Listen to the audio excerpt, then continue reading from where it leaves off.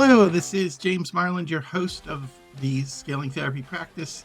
This is a podcast of CourseCreationStudio.com.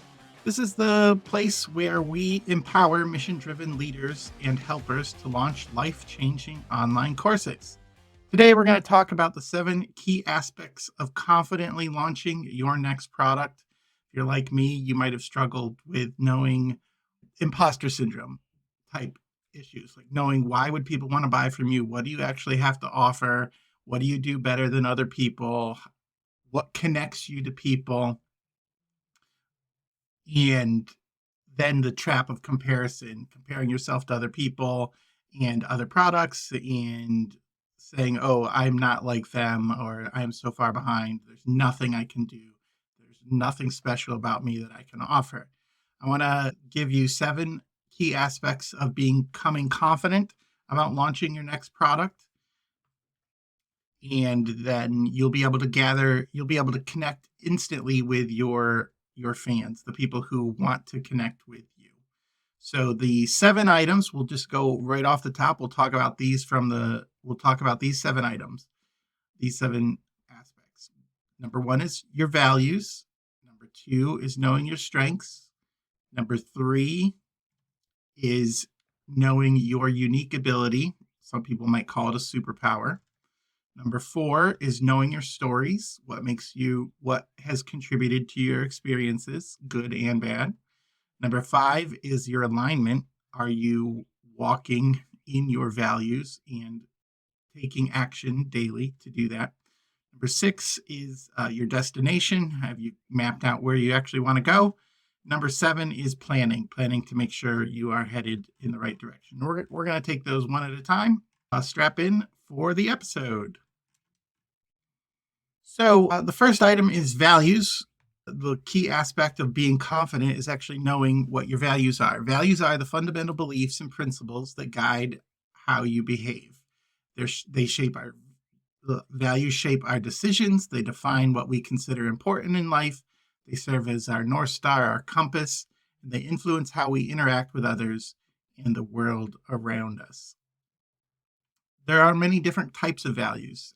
There's actually, you could look up lists of values, and there's compassion, kindness, respect, honesty, community. Think of a time when you had to make a decision based on your values. I go back to when Lord of the Rings, the Fellowship of the Ring is about 20 years old now. Can you believe that?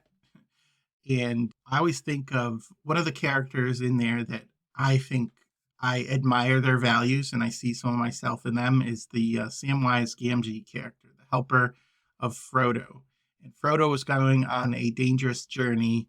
He was going to cross a dangerous land. And there was a point in the movie, I think it's so in the books, but it's been a little bit longer since I've read the book. There was a point in the movie where Frodo is leaving the group that took him. They're on the river, and he's leaving the group, and he's going to go do this journey all by himself. And Frodo is in the boat, and he looks back at Sam, and he's like, Sam, I'm gonna go do this all by myself, and you can't come with me. And Sam says something like, I know you're going by yourself, and I'm going with you. something equally profound. And so Sam jumps in the water, and Sam doesn't know how to swim, but he is so committed to helping his friend that he's gonna jump in deep because of his values and what is important to him. And so knowing your values helps you jump in deep. Like it's knowing what you stand for helps you get confident. It helps you with decision making where there's some ethical choices that have to be made.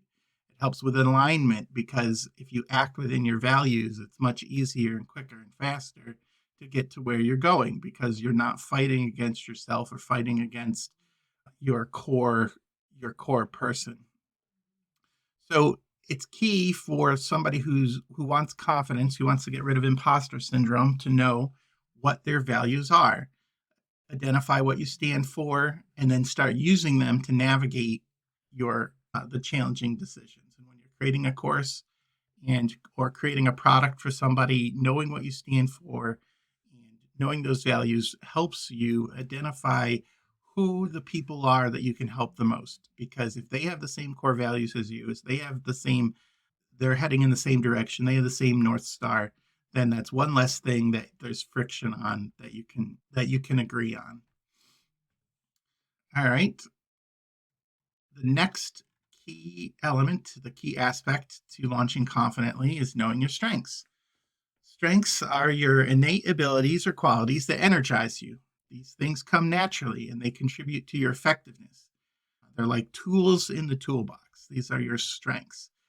When you're using your strengths, you know it because you're in what's called the flow state, where you work through problems quickly. Time seems to go away. Like you could work in it, and you do a lot of work and you realize, oh, I've been doing this for 3 or 4 hours. It These things in strengths empower you. When you're using your strengths at the end of that time, you don't feel drained. You feel empowered. You feel strong. The book Go Put Your Strengths to Work really helped me solidify this for me, what my strengths were. There was an exercise in that where you went through your week and you had green cards and red cards.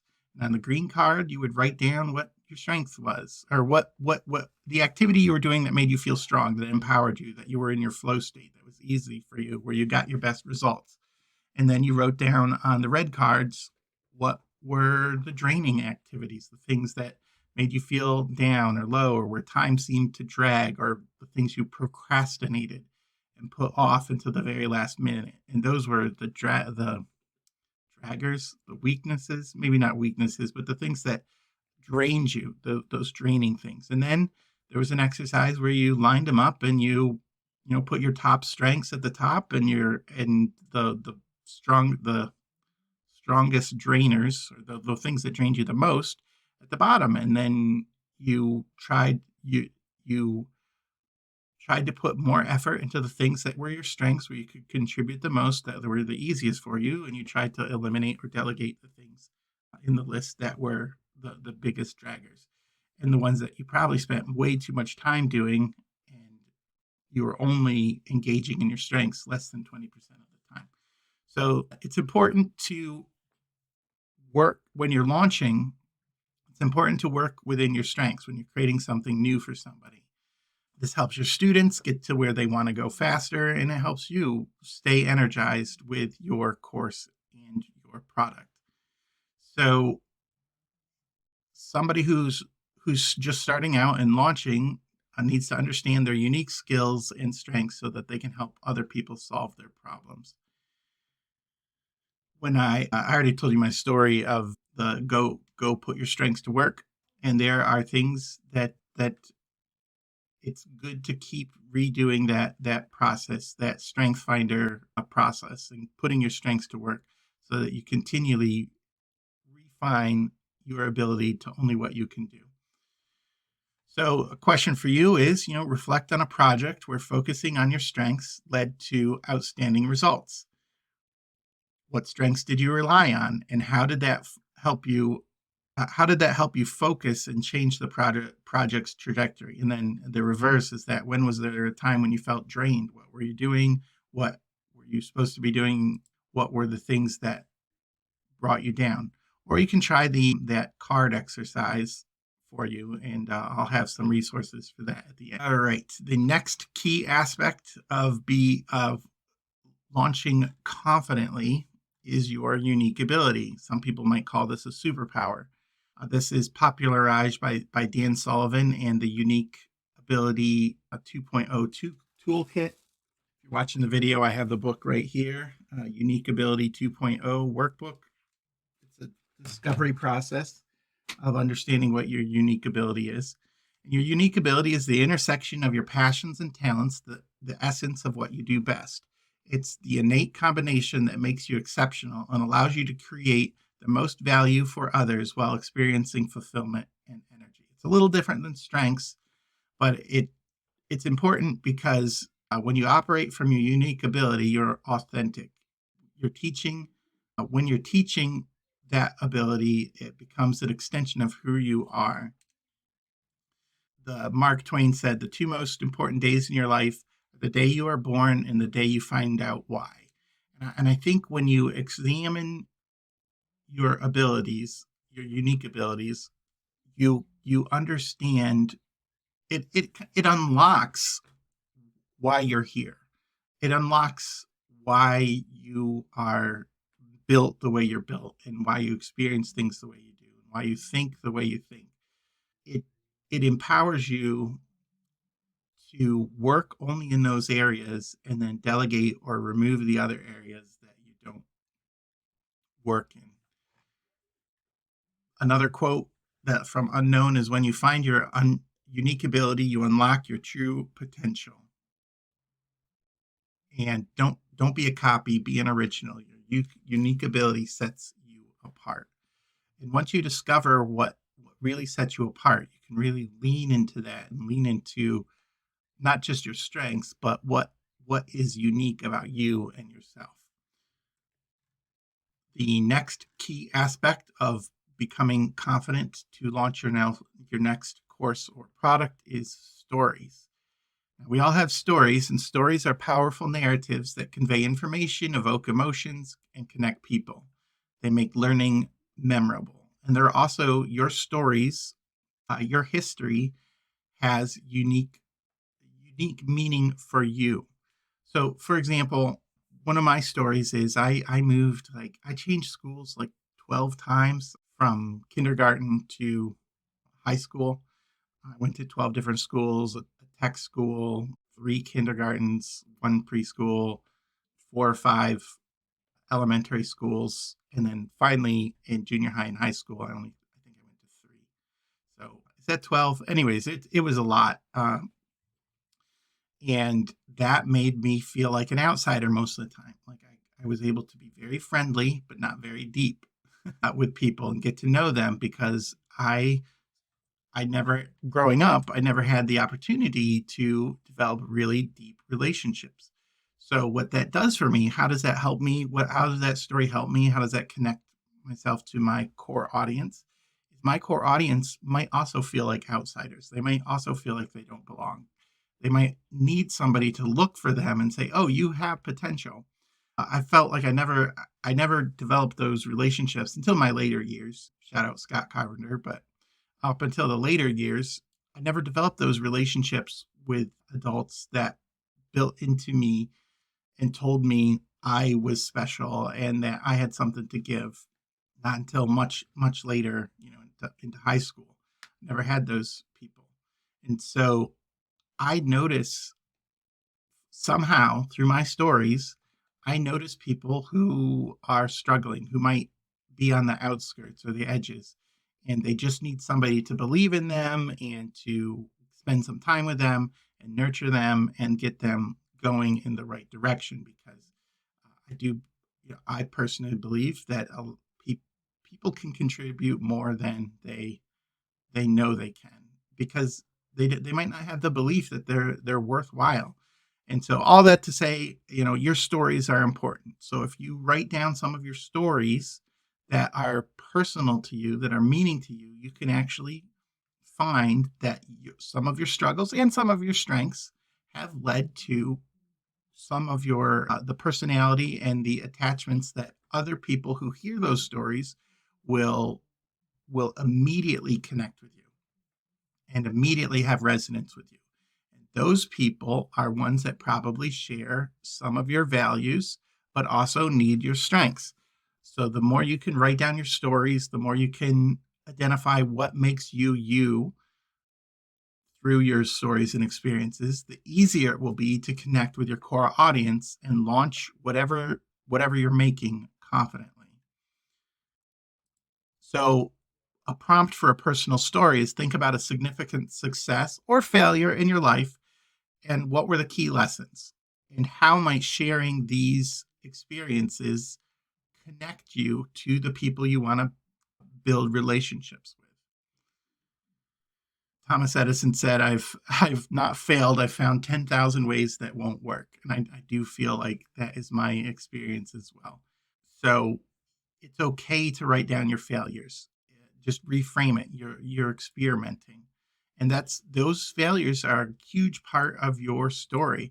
Every time I listen to a business book, they always say, it took me 5 years to get here, 10 years to get here. And oh man, there were so many failures along the way, but I wouldn't trade those failures in because they taught me this lesson. And I'm like, oh, I really connect with that. So work out your stories so that you can launch confidently.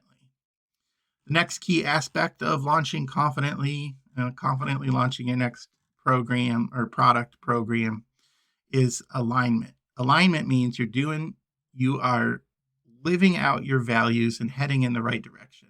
It refers to consistency and congruency between the different elements of your life. So, what does that mean? Well, if you know your values, if you know your destination, if you know your strengths, but you don't live in them, you don't act in them, you're not purposely seeking to remove the things that distract you and wear you down, and you're not trying to replace them with your strengths, the 10% or 20% that only you can do, that energizes you, where you add your most value, then you're not living in alignment. If you're serving people that have different values than you, let's say one of your values is equity and kindness, but one of your main suppliers, you find out, is somebody who is not fair to their employees. Well, that's an ethical dilemma for you. Do you live in alignment with your values, taking the easier money, or do you choose a different supplier that costs more because they pay their people more? That might be a very simplistic example, but it also shows that when you're not living in alignment, you're spending energy on churning through that decision over and over again, and really probably feeling bad about it. And then that makes you feel bad about your whole business. Whereas if you were living in alignment with working with a business or somebody who is aligned with you, there's just much less friction. There's much less emotional friction. There's also alignment with your actions and yourself. So let's say, does your behavior take you where you want to go? If you're trying to launch a group practice, let's say, or do something with groups, but you never delegate anything, you don't hire people, you don't get contractors, then you're not in alignment with where you want to go. You assign things and then take it back and micromanage. That's not in alignment with where you want to go. So a key element of launching confidently and giving yourself a sure footing, making sure, doing an exercise and making sure you're living in alignment. And then not comparing yourself to other people, but compare yourself, on every month or every 90 days, compare yourself to where you were to where you want to go. Am I taking more actions? Am I, not just thoughts? Am I not just thinking about it? But am I doing one more thing to put my life in alignment so that my relationships are easier, my business is easier, I'm less distracted? Think of a time, think of it, if you want, think of a time when you did live according to your values and your actions were in alignment. What did you do to better achieve your desired outcomes? What did you give up, or what did you add? What were the goals, and why were you successful this time? Why were you able to overcome some of the distractions this time and say, yeah, I am going to live in alignment, rather than cave or crumble under the pressure of the immediate?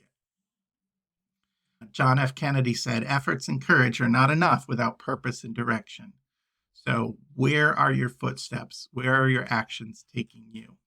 The next key element of confidently launching your next course or product is a destination. Hey, you got to know where you're going. The destination represents the ultimate goal or outcome that you aim to achieve. Destination leads to more motivation, because if you clearly define where you're going, it's easier to take steps to go there. You know why the journey matters. If you know where you're headed, you know you can invest emotionally and physically and intellectually in where you're going and put your energy behind it. You also get to measure success. If you just say, "Oh, I want to launch a course someday," or "I want to help this group, but I'm not sure how," that's really not a destination. That's like a hope or a wish. But if you say, "I'm going to create a course every I'm going to create a mini course every 3 months and add it to my main course offering and do a webinar on that. And just, I'm going to build 10 courses or 10 mini courses for my main mega course." I'm using slang here. So how about I step back? Let's just say I'm going to release a course for groups of people who work with adopted kids in the school system to help them navigate relationships with other kids and relationships with their teachers in the next 3 months. And that is a specific goal. You know who your target audience is, you know who it's for, you know the benefit, and you gave yourself a deadline, a destination for it. Now, destination for those are like small destinations, like destinations with short term or immediate goals. This quarter, I'm going to do something. This year, I'm going to do something. But something that helped me, a destination planner type thing, is write out a eulogy. I did an exercise where I wrote out what I wanted to accomplish in 1 year, 3 year, 5 year, 10 year. I think it was just 1 year, 5 year, 10 year. And then did one of the exercises that you can find in a lot of books. I think the toilet paper entrepreneur, the toilet paper entrepreneur from Mike McCowitz has it in it. Hero on a Mission from Donald Miller has it. 7 Habits of Highly Effective People has this type of exercise. So you might have one of those books on your bookshelf and find the exercise in there. But it's a eulogy exercise where you write out what people who you're dead, who is there, what do they say, who reads your eulogy, and if everything went perfect, what are the things you accomplished and what were the relationships you had. It's a little more detailed than that, but that's basically what it is. What were those things that you want people to say about you and the things that you wanted to accomplish? And then you write it out and you write your own eulogy. And the exercise I did was write it out so you can read it in a minute or two and then read it every day so that every day you are realigning yourself and feeding yourself this is why it matters. This is why I'm doing it. And I wrote down things about my relationship with my wife and son. I wrote down some things about how I want to impact the community with my life story. I wrote down some things about my business, basically, and some other family things. So three to five big categories that I wanted people to say about me. And then I'm able to look at what I'm doing and evaluate yearly, monthly, yearly, weekly, and even daily. Am I taking actions that lead me to that destination? I really think that was an important change in my life. I think I did this like 3 to 5 years ago, just because life had stopped giving me missions. Like life had stopped giving me activities to do, like the standard activities. I graduated high school, I went to college, I got married, I had a son, I got a secondary degree, I got a job, I started a business. And then what? What do you do? Like, is there another mission card? Like, do I go for a doctorate? Like, there were several years in there where I just wasn't sure what my next step was. So I felt aimless. I felt like I wasn't going anywhere. And I really wasn't going anywhere because I was just in motion. I was not heading towards a destination or heading towards anything worthwhile. I was just sustaining things. And that kind of, in any story, if the hero is just going through the motions, it's kind of boring. Nothing really happens until the hero takes action or there's a call to action that the hero picks up and says, "Yes, I'm going to start. I don't know how to do it, but I'm going to go this way." So think about any movie or TV show that you really liked. That person, the hero, the main character of the story was going somewhere. They started they started with just a normal day, and then something acted on them to propel them to the next adventure in their story. So if you don't have a mission, if you're 20s, 30s, 40s, and you're like, okay, I've accomplished everything, I highly recommend doing this eulogy exercise to give yourself a next mission. You probably, if you've already done the strengths and values and you've written down some stories of your life and you get to this part, you probably have a good direction of where you want to go and who you want to help and how you can make the next 10, 15, 20 years of your life meaningful. So destination, a key aspect of launching your next product is putting it on a destination. Like, this is where I want to end up. These are the people I want to help. This is the relationships I want to have with those people. Just write it in a eulogy. Lewis Carroll said, if you don't know where you're going, any road will get you there. And Zig Ziglar, one of my favorite motivational speakers, is a goal properly set is halfway reached. If you don't know where you're going, if you have no destination, spend some time figuring out where you're going. The last element is planning. So when you're going to confidently launch your product, planning and getting it set up is vitally important. Planning involves organization, strategizing, and creating a roadmap for development. Planning is efficient. It does take time. And when you're researching your product or researching what you're going to be doing, and you're looking up keywords on Google, you're talking to people, talking to your ideal client, you are writing down problems that people have that you can solve. That takes work. It's hard to convince people, oh, you need to do these things instead of like selling and building things. But if you don't plan ahead of time and you go down, 3, 6, 8 months down the wrong road, planning in the wrong direction, that's not really efficient, is it? So planning, launching confidently, you got to plan, you got to do your research. Also, planning helps you adapt. A well thought out plan allows flexibility to adjust when unexpected challenges arise. If you have a good plan, you'll be able to adapt and stay in your core vision, mission, values. If you don't have a plan and something comes up, you're going to be tempted to go off course, go off your strength. Oh, sure, I can do, here's an example. I can do social media. I can make slides. I can publish things to social media platforms. I can make slides. I can make reels. I can look up memes. I can add music. I can do all those technical things. But it's not a strength for me. It's something I can do. It's sort of like a middle thing. I get to use technology and it's fun and I like to be creative, but it's also not something that makes the time go fast. I'm like, oh, this is like the best thing I've ever done. It's something that kind of pays the bills. So I'm not going to build my business. I've had people ask me to do social media. Oh, you do this person's social media. Can you do mine?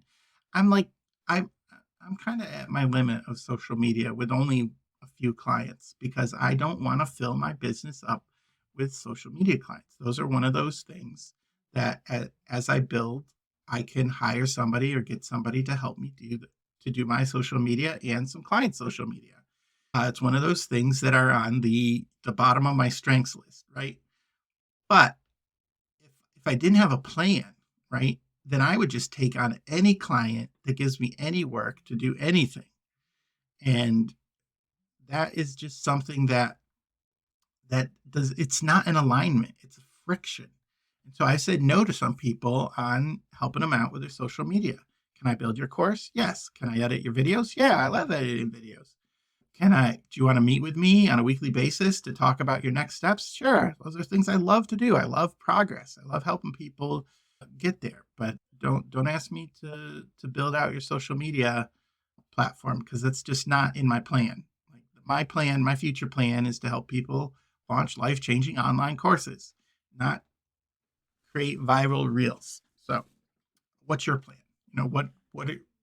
What are you going to? Have you done the research to let you know that you're headed down the right way? So Have you talked to enough people to launch a course that you know what problem they want solved, and you are guaranteed that you have the strength to solve that problem? You got a plan. It's foundational. But if you have done all these other things, if you've identified your values, if you know your strengths, if you know where you're unique, if you have your stories written down and how that impacts your life, if you're working in alignment, you're aligned with your stories and your values and your mission, and there's less friction there. If you know your destination, then the planning is not as hard. The planning and the narrowing down of what you're going to launch is not going to be hard, and you will be able to launch with confidence. When you do all this work, you're going to have way more confidence launching than you ever thought possible. So in conclusion, as we wrap up today, as we dived into the essential elements of becoming confident to launch your product, I hope you found these insights not just informative, but transformative. Remember, when you know who you are, when you know your values and strengths, your unique abilities, the stories that define you, and you do a little bit of planning, it's not merely about self-awareness. It's about alignment with what you truly want to do. It's alignment with what makes you feel good and strong. And that is what's going to build the strongest business for you. When you work within your strengths, when you work in alignment, when you work in confidence, you're going to be able to jump out into that river and say, I'm not sure how I'm doing this, but I am confident that this is the way to go. And you're going to break out of your comfort zone. And you're not, when you know the truth of your strengths, you can beat down that nasty imposter syndrome that really hurts a lot of people, and say, I know who I am. I know my stories. I know my strengths. I know who I can help. I know I've helped people in the past, and I'm going to help more people in the future. And I can confidently launch my life-changing course or product. So you ready? You're going to do that? I asked several questions in here. If you go to the show notes, you'll see those questions in the show notes. If you want more resources, I've gathered a lot of my tools that I use that have helped me feel strong and confident in what I'm doing and really refined what I'm doing. And I put them into a mini course for you on coursecreationstudio.com. Just go to the show notes, or if you go to coursecreationstudio.com, click the store, you'll be able to see what is offered there. If you subscribe to the newsletter, also, if you subscribe to the newsletter in honor of launching this new confidence course, confidently launching your online course, I'm going to give you a 50% off coupon for the course. So it's for the next 2 newsletters. I'm going to put in a 50% off coupon so that you can get these to celebrate with me, the launch of the course, and get really my desire to help people launch courses. And it's hard to launch things when you're not confident. It's hard to be confident if you don't know who you are, your visions, values, or destination. So I'm trying to help you get on board with this. So take advantage of that 50% off coupon. If you're not subscribed to the newsletter, just go to any webpage on coursecreationstudio.com. Subscribe to that newsletter, and you'll get that coupon for the next couple of weeks. Okay, well, thanks for listening to coursecreationstudio.com's podcast, The Scaling Therapy Practice. This is the show where we empower mission-driven leaders to launch life-changing online courses. If that describes you, please go to iTunes or your podcast of choice and subscribe to the show. So please like and review. Check out the other resources in the blog page. Thanks again for listening to The Scaling Therapy Practice. Remember that this podcast is for information and educational and entertainment uses only. If you need professional services, lawyer, accountant, a therapist, please seek out one in those areas. Everybody's situation is unique and different, so please seek a professional in that area. Scaling Therapy Practice is a proud part of the SciCraft Network.